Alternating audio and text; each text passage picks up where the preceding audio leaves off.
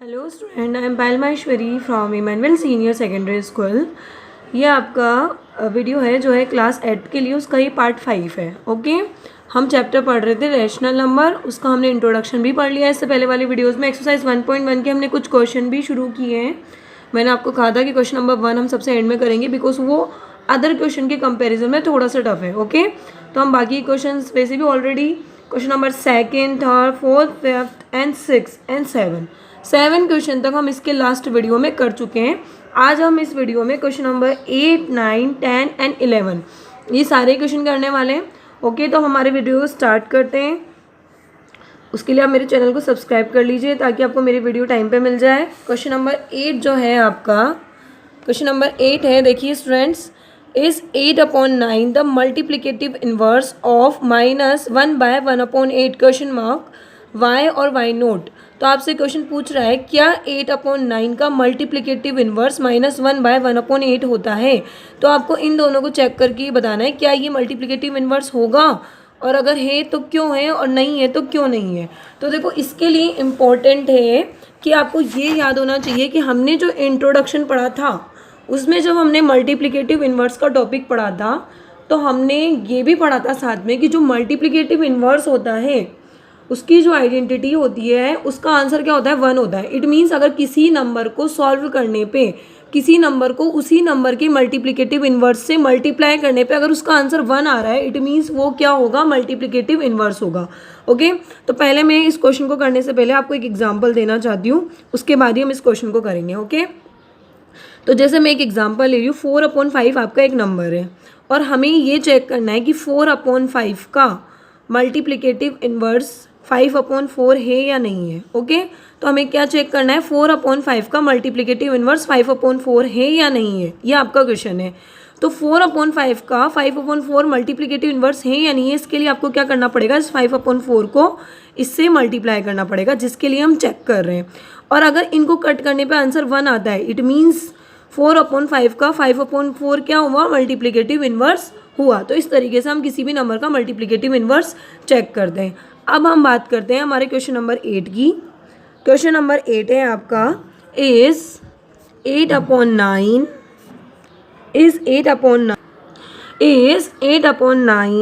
The multiplicative inverse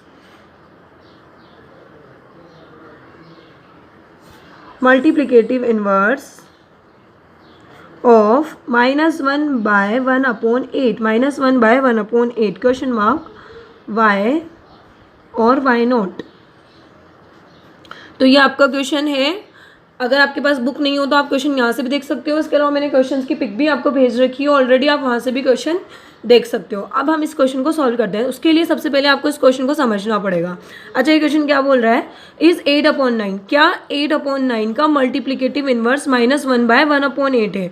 तो ये हमें बोल रहा है कि 8/9 का मल्टीप्लिकेटिव इनवर्स -1/1/8 है। क्या मल्टीप्लिकेटिव इनवर्स मीन्स है अगर आप 8/9 को मल्टीप्लाई करोगे -1/1/8 से तो उसका आंसर अगर 1 आया, इट मीन्स तो ये क्या होगा, आपका मल्टीप्लिकेटिव इनवर्स होगा।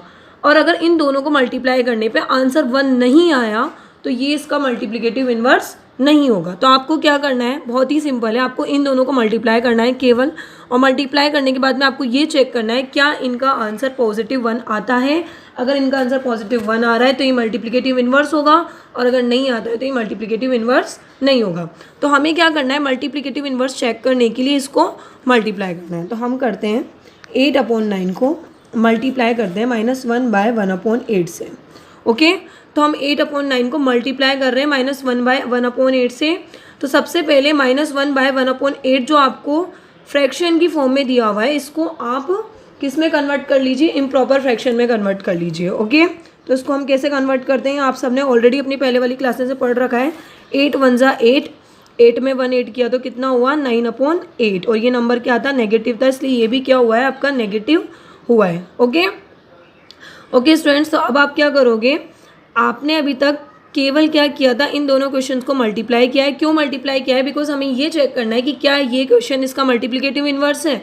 तो मल्टीप्लिकेटिव इनवर्स चेक करने के लिए उन दोनों ही नंबर्स को क्या कर देते हैं, मल्टीप्लाई कर देते हैं, और अगर उनका आंसर 1 आता है तो इसका मतलब वो इसका क्या होगा, मल्टीप्लिकेटिव इनवर्स होगा। ओके, तो 8/9 को मैंने -1/1/8 से मल्टीप्लाई किया है, पर हमें इसको ये हमें दिया हुआ है फ्रैक्शन की फॉर्म में, तो इसको हम सबसे पहले इम्प्रॉपर फ्रैक्शन में कन्वर्ट करेंगे। इम्प्रॉपर फ्रैक्शन में हम कैसे कन्वर्ट करते हैं, 8 1 8, 8 में 1 8 किया तो 9/8। ओके, 9/8 आपका ये क्वेश्चन हो चुका है। अब हम क्या करेंगे, चेक करेंगे क्या ये मल्टीप्लिकेटिव इन्वर्स है। तो 8 से 8 कट हो जाएगा एंड 9 से जब -9 कट होगा तो आपका आंसर आएगा -1। क्या आएगा आपका आंसर, आपका आंसर आएगा -1। तो मैंने आपको समझाया था अभी ऊपर एक एग्जाम्पल में कि अगर हम किसी का भी मल्टीप्लिकेटिव इन्वर्स चेक करते हैं तो उसका आंसर हमेशा क्या आना चाहिए, 1 आना चाहिए।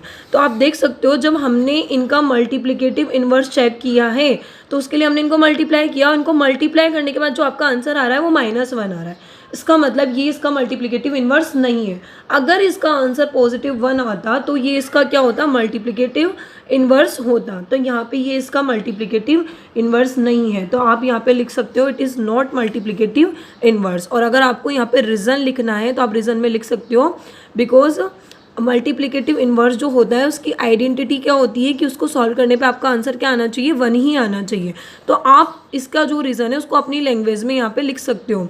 यहाँ पे आप लिख सकते हो it is not multiplicative inverse,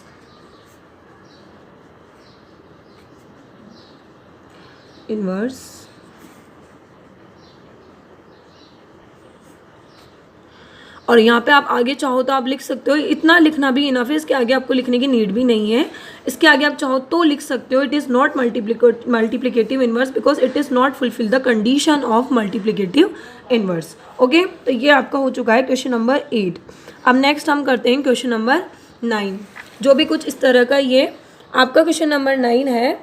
is 0.3 the multiplicative inverse of 3/1/3 question mark why or why not. Same इसी तरह का आपका क्वेश्चन है। तो अब हम करते हैं हमारा क्वेश्चन नंबर 9।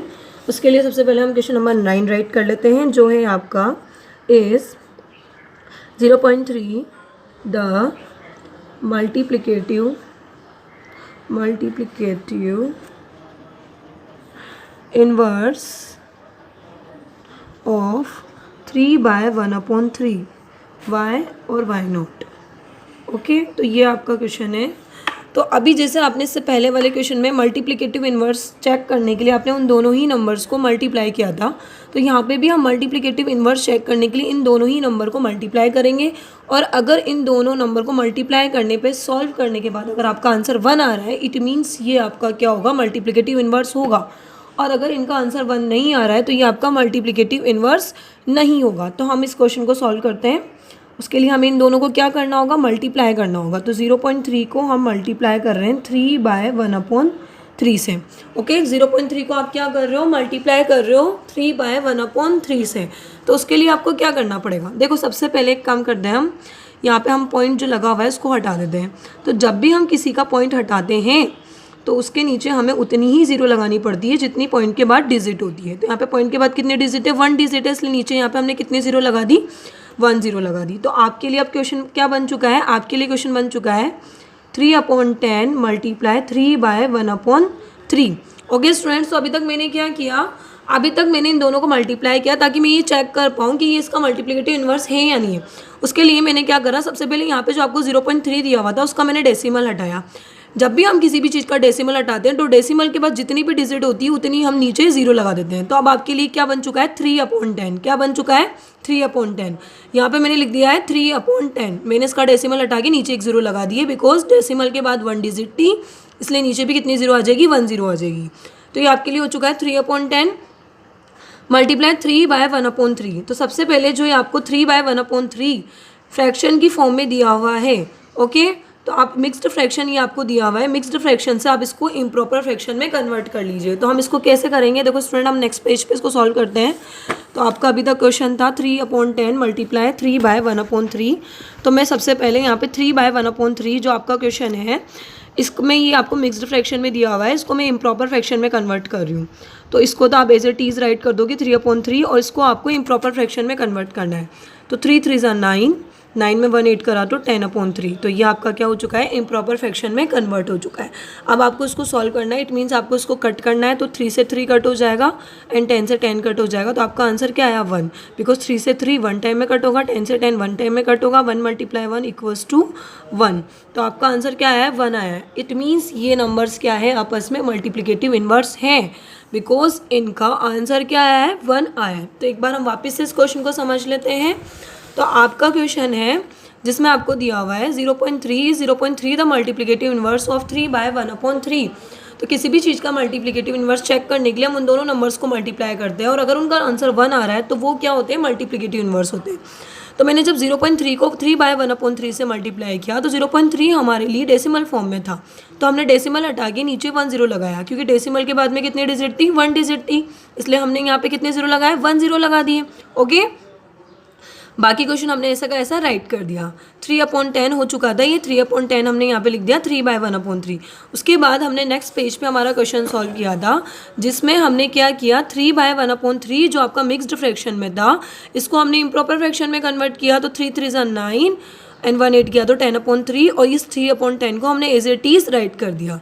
उसके बाद हमने इन दोनों का आपस में क्या कर दिया, कट कर दिया। कट ये कितने टाइम में हुए, 1 टाइम में हुए, बिकॉज 3 से 3 1 टाइम में कट होता है एंड 10 से 10 1 टाइम में कट होता है, एंड 1 × 1 = 1। तो आपका इसका आंसर क्या है, 1 आया। तो स्टूडेंट्स आपको बस इतना सा ध्यान रखना है कि किसी भी चीज़ का मल्टीप्लिकेटिव इन्वर्स चेक करने के लिए आप उसको मल्टीप्लाई करोगे, और अगर उसको मल्टीप्लाई करने के बाद उसका सॉल्यूशन जो होता है वो अगर 1 होगा तो इट मीन्स वो नंबर क्या होगा, मल्टीप्लिकेटिव इन्वर्स होगा। तो आप यहाँ पे लिख सकते हो yes it is multiplicative inverse. Okay, उसके बाद आप चाहो तो इसमें रीज़न भी लिख सकते हो।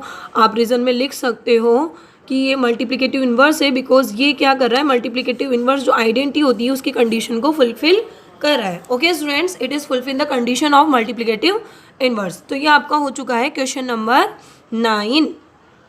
सो स्टूडेंट आपका क्वेश्चन नंबर 10 है जो आपको दिया हुआ है। क्वेश्चन नंबर 10 जो आपको दिया हुआ है वो दिया है राइट। ओके, आपको क्या राइट करना है, आपको कुछ क्वेश्चंस दिए हुए हैं क्वेश्चन नंबर 10 में, उसको आपको उसके क्या करना है, आंसर राइट करने हैं। तो क्वेश्चन नंबर 10 का फर्स्ट क्या है, the rational number date does not have a reciprocal. आपको एक ऐसा रेशनल नंबर बताना है जिसका कोई भी रेसिप्रोकल नहीं होता है। तो देखो आप क्वेश्चन नंबर 10 में यहाँ पे राइट कर रही हूँ। क्वेश्चन नंबर 10 है आपका, 10 क्वेश्चन है राइट। क्या राइट करना है आपको, राइट में आपका फर्स्ट पार्ट है ए जो आपका क्वेश्चन है वो है द रेशनल नंबर, एक ऐसा रेशनल नंबर बताइए जिसका कोई भी रेसिप्रोकल नहीं होता है, date does not have a reciprocal. Okay, तो आपसे क्वेश्चन पूछा है क्वेश्चन नंबर 10 का जो क्वेश्चन नंबर फर्स्ट है वो है द रेशनल नंबर, एक ऐसा रेशनल नंबर बताओ date does not have a reciprocal, जिसका कोई भी रेसिप्रोकल नहीं होता है। तो देखो अभी तक हमने रेसिप्रोकल वाला टॉपिक भी पढ़ा था, रेशनल नंबर भी पढ़ा था। तो क्या कोई ऐसा रेशनल नंबर है जिसका कोई भी रेसिप्रोकल नहीं होता है, 1 का भी रेसिप्रोकल होता है, सबका रेसिप्रोकल होता है। ऐसा कौन सा रेशनल नंबर है इसका कोई रेसिप्रोकल नहीं होता है। तो देखो मैं आपको बता देती हूँ, इसका आंसर 0 है, बिकॉज अगर आप 0 का रेसिप्रोकल करोगे तो 0 का रेसिप्रोकल क्या होगा। देखो मैं आपको समझाती हूँ कि किस तरह से इसका आंसर 0 है। आपको इसका आंसर केवल 0 लिखना है। मैं आपको केवल ये चीज़ समझा रही हूँ कि 0 इसका आंसर क्यों है। ओके, तो देखो अगर हम 0 का रेसिप्रोकल करेंगे तो सबसे पहले हम उसको फ्रैक्शन की फॉर्म में कन्वर्ट करेंगे, देन हम उसका रेसिप्रोकल करेंगे तो उसका रेसिप्रोकल क्या होगा, 1/0 होगा। ओके, तो 0, और हम 0/1 को 1 भी नहीं लिख सकते हैं और 0 भी नहीं लिख सकते हैं। ओके, उसी तरीके से 1/0 को भी हम 0 नहीं लिख सकते हैं, 1 नहीं लिख सकते हैं। तो इस वजह से 0 एक ऐसा नंबर है जिसका कोई भी रेसिप्रोकल नहीं होता है। तो ये चीज़ आप याद भी रख सकते हो कि 0 एक ऐसा नंबर होता है जिसका कोई भी रेसिप्रोकल नहीं होता है। ओके, तो इसमें आपका बी है, बी क्वेश्चन है आपका the rational number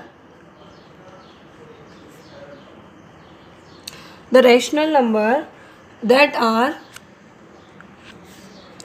equal to their reciprocal,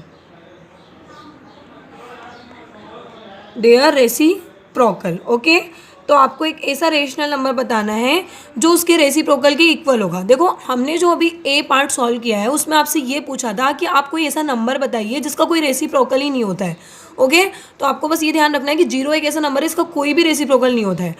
आपका बी क्वेश्चन है the rational number that are equal to their reciprocal. आपको एक ऐसा रेशनल नंबर बताना है जिसका रेसिप्रोकल वो खुद ही होता है। इट मीन्स अगर हम उस नंबर का रेसिप्रोकल करेंगे तो उसका आंसर वो खुद ही आ जाएगा। ओके, तो ऐसा कौन सा रेशनल नंबर हो सकता है जिसका रेसिप्रोकल वो खुद ही होगा?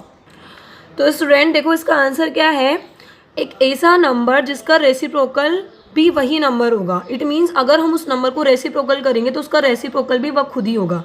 तो देखो अगर हम एक नंबर लेते हैं 1, ओके, तो 1 का आप रेसिप्रोकल करोगे तो वो क्या होगा, 1/1 होगा। तो 1 का जो रेसिप्रोकल होता है वो 1/1 ही होता है। इट मीन्स अगर हम इसको सॉल्व करेंगे तो आंसर आएगा 1 और इसको भी सॉल्व करेंगे तो आंसर आएगा 1। इट मीन्स अगर आप 1 का रेसिप्रोकल करोगे तो आंसर क्या आएगा, 1 ही आएगा। तो 1 एक ऐसा नंबर है जिसका रेसिप्रोकल वो क्या होता है, खुद ही होता है। इसके अलावा इसका एक और आंसर है, वो क्या है, इसका एक और आंसर है -1। ओके, -1 कैसे होगा, -1 का अगर आप रेसिप्रोकल करोगे तो क्या होगा, -1/1, इसका आप रेसिप्रोकल करोगे तो वो होगा 1/-1। ओके, जब आप इसको सॉल्व करोगे तो आपका आंसर आएगा -1 और इसको भी जब आप सॉल्व करोगे तो आपका आंसर आएगा -1। इट मीन्स -1 का जो रेसिप्रोकल होता है वो खुद क्या होता है, -1 ही होता है। तो ऐसे 2 नंबर्स है जिनका रेसिप्रोकल वो खुद ही होते हैं। तो आंसर क्या होगा, 1 और -1। तो आप चाहो तो इसको यहाँ पे ऐसे समझ सकते हो और आप चाहो तो ये ध्यान भी रख सकते हो अपने माइंड में कि ऐसे 2 ही नंबर्स होते हैं, ओनली ऐसे 2 ही नंबर्स है जिनका रेसिप्रोकल वो खुद ही होते हैं। जिस तरह से यहाँ पे मैंने आपको समझाया था कि एक ऐसा नंबर है जिसका कोई रेसिप्रोकल नहीं होता है, वो क्या होता है, 0 होता है।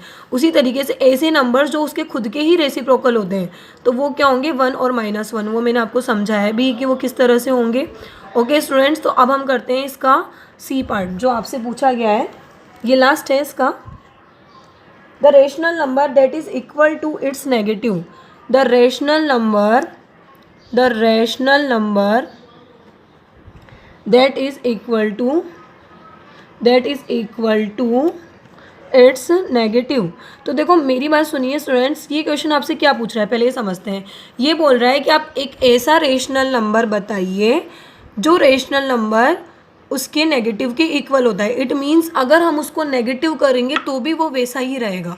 तो आपको पता हो तो ऐसा कोई भी नंबर नहीं है, वैसे तो 0 को छोड़ के कोई भी ऐसा नंबर नहीं है जिसका नेगेटिव पॉजिटिव इक्वल होगा। जैसे आपने 1 है, अगर आपने 1 लिया तो 1 का नेगेटिव क्या होगा, -1 होगा, जो दोनों आपस में इक्वल नहीं है। अगर आपने 5 लिया तो 5 का नेगेटिव क्या होगा, -5 होगा। तो 5 और -5 भी इक्वल नहीं है। पर आपको ध्यान हो तो 0 एक ऐसा नंबर है जिसको हम पॉजिटिव में भी 0 लिखते हैं और नेगेटिव में भी हम 0 ही लिखते हैं। मतलब आपने कभी देखा है कि 0 के आगे हमने माइनस का साइन लगाया हो? नहीं, ऐसा हमने कभी नहीं देखा है। क्यों? बिकॉज 0 आपके लिए पॉजिटिव और नेगेटिव दोनों ही है। इट मीन्स 0 एक ऐसा रेशनल नंबर है जिसका नेगेटिव भी वो ऐसा ही होता है, इसके आगे आपको माइनस का साइन नहीं लगाना होता है। तो इसका आंसर क्या होगा, 0 आएगा। ओनली एक 0 एक ऐसा नंबर होता है जिसका नेगेटिव भी वो खुद होता है, बिकॉज 0 ना तो पॉजिटिव है ना नेगेटिव है, वो दोनों खुद ही है। ओके, तो हमने इसके तीनों क्वेश्चंस कर लिए हैं। फर्स्ट क्वेश्चन के अंदर हमारा आंसर था 0, उसमें आपसे पूछा गया था the rational number that does not have a reciprocal, एक ऐसा रेशनल नंबर बताइए जिसका रेसिप्रोकल नहीं होता है। तो उसका रेसिप्रोकल, तो उसका आंसर क्या होगा, आपका 0 होगा। 0 का कोई भी रेसिप्रोकल नहीं होता है। ये क्वेश्चन आपके फिल इन द ब्लैंक में दोबारा आने वाला है, उसका आंसर भी आपका 0 ही आएगा। Okay, the rational number that are equal to their reciprocal, ऐसे रेशनल नंबर बताइए जो उसके रेसिप्रोकल के इक्वल होते हैं। तो ऐसे कौन कौन से रेशनल नंबर है, 1 और -1, जो उसके रेसिप्रोकल के इक्वल होते हैं। ये क्वेश्चन भी आपका फिल इन द ब्लैंक में आने वाला है नेक्स्ट क्वेश्चन में।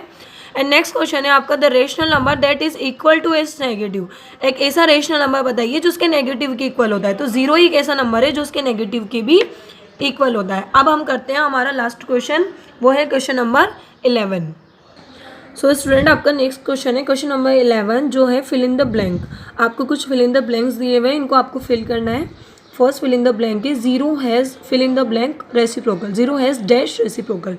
क्या 0 का कोई रेसिप्रोकल होता है? अभी हमने नेक्स्ट यहाँ पे जो क्वेश्चंस किया था क्वेश्चन नंबर 10, उसमें यही क्वेश्चन था rational number that does not have a reciprocal, एक ऐसा रेशनल नंबर बताओ जिसका कोई रेसिप्रोकल नहीं होता है। तो आप बताओ 0 का कोई रेसिप्रोकल होता है क्या? तो यहाँ पे आप क्या लिखोगे, 0 हैज़ नो रेसिप्रोकल, 0 का कोई भी रेसिप्रोकल नहीं होता है। ओके, तो इसको हम हमारी नोटबुक में करते हैं। हम इसके लिए क्वेश्चन राइट कर लेते हैं। क्वेश्चन नंबर 11 है आपका fill in the blank. Okay student, उसमें आपका first 0 has fill in the blank और उसके आगे लिखा हुआ था आपके पास रेसिप्रोकल। क्या जीरो का कोई रेसिप्रोकल होता है? जीरो का कोई रेसिप्रोकल नहीं होता है, तो आप लिख दोगे zero has no reciprocal, zero का कोई भी रेसिप्रोकल नहीं होगा। ओके, अब आपका क्वेश्चन नंबर सेकंड देखते हैं हम। क्वेश्चन नंबर सेकंड है the number dash and dash are their own reciprocal. ऐसे नंबर्स बताइए जो उसके खुद ही रेसिप्रोकल होते हैं। तो आप देख सकते हो ऐसे नंबर जिनके रेसिप्रोकल वो खुद ही होंगे, तो वो हमने पढ़ा था क्वेश्चन नंबर सेकंड में। 1 और -1 इसका आंसर था, तो इसमें भी यही आंसर आएगा 1 एंड -1। तो उसके लिए हम पहले क्वेश्चन राइट कर लेते हैं। Okay students, the number dash and dash there own reciprocal. Okay, तो ये आपका क्वेश्चन था। ऐसे नंबर बताइए जो उसके खुद जिनका रेसिप्रोकल वो खुद नंबर्स होते हैं। तो ऐसे नंबर्स क्या हैं? 1 एंड -1। तो ये दोनों ही क्वेश्चन आप ऑलरेडी क्वेश्चन नंबर 10 में पढ़ चुके हो, ये वही आए। अब आप देखते हैं आपका नेक्स्ट क्वेश्चन क्या है। नेक्स्ट क्वेश्चन है आपका द रेसिप्रोकल ऑफ -5 इज। -5 का रेसिप्रोकल क्या होगा? ये तो बहुत ही ज़्यादा ईजी है। अच्छा देखिए, द रेसिप्रोकल ऑफ -5 इज, -5 का आपको रेसिप्रोकल बताना है। तो स्टूडेंट -5 का रेसिप्रोकल आपको करना सबको आता है, रेसिप्रोकल हम बहुत बार पढ़ चुके हैं। तो देखो -5 का जो रेसिप्रोकल होगा उसके लिए आप क्या कर सकते हो, देखो आप यहाँ पे ऐसे देख सकते हैं, हम इसमें अपॉन 1 लगा देते हैं ताकि ये हमारे लिए क्या हो जाएगा, रेशनल नंबर हो जाएगा। अब हम इसका रेसिप्रोकल करते हैं। तो रेसिप्रोकल आप किस तरह से करोगे? 1/-5। ओके, और मैंने आपको कहा था कि फाइनल आंसर देते टाइम हमेशा माइनस का हो जाता है, ऊपर शिफ्ट हो जाता है। तो आप इसका आंसर करोगे 1-1/5। ओके, तो -5 का रेसिप्रोकल इस तरह से होगा और फाइनल आंसर हम इस तरह से करेंगे। ओके स्टूडेंट्स, तो एक तरीके से इसका आंसर क्या होगा? -1/5।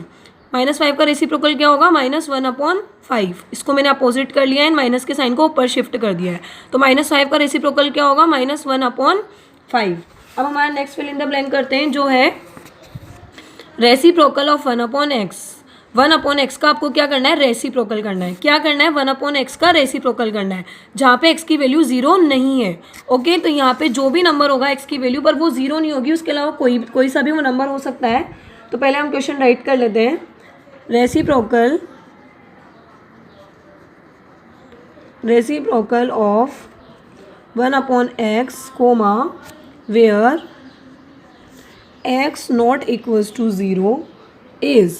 तो ये आपको बोल रहा है कि आपको 1/x का क्या करना है? रेसिप्रोकल करना है, और x की वैल्यू 0 नहीं है, मतलब x की वैल्यू कुछ भी हो सकती है पर 0 नहीं है। तो 1/x का अगर आप रेसिप्रोकल करोगे तो देखो यहाँ पे आप समझ सकते हो, अगर 1/x का हम रेसिप्रोकल करेंगे तो वो क्या होगा? x/1 होगा।